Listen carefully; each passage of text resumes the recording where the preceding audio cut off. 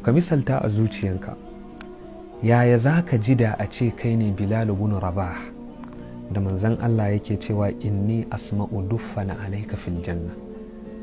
Annabi ya ce na ji karan takalminka kana tafiya a aljanna. To in kai ne ran da manzon Allah ya faɗa maka za ka iya bacci a wannan rana?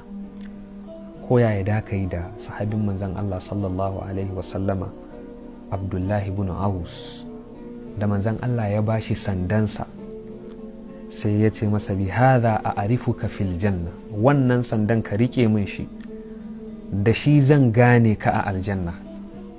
Annabi ya bashi sandansa ya ce kuma wannan shine alaman da zan gane ka a aljanna.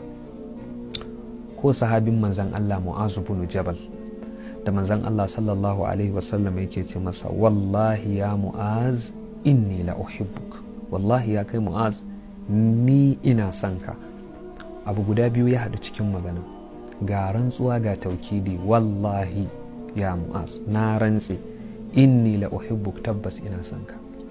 Kaga wanda annabi ya ce yana son sa, ina ganin a daren da ya ji wannan maganan ba dole ya rinsa ba sabila da daɗi da farin ciki, saboda almar'u ma'a man ahabba, mutum yana tare da wanda yake so. Duk wanda Allah ya bashi sa'ada da rabon rayuwa da manzon Allah da kuma rabon shiga cikin irin waɗannan alƙawuran da kyaututtuka da bonus wanda manzon Allah ya yi, hakika ya samu alkhairi mai yawa. To mu ma dai muna fatan Allah ya shayar da mu alkausara a hannun manzon Allah sallallahu alaihi wasallam.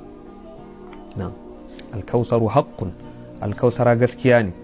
Ai sabitun bi qawlihi ta'ala, ya tabbata da faɗin Allah inna a'tainaka alkausar. Wa asbata an-nabiy sallallahu alaihi wasallam, manzon Allah ya tabbatar da alkausar bi qawlihi da faɗinsa haudi masiratu shahrin, tafkina tafiya ne na tsawon wata guda. Ma'uhu abyadu min al-laban, ruwan shi ya fi nono fari. Wa rihuhu atyabu min al-misk, kamshinsa ya fi al-miski.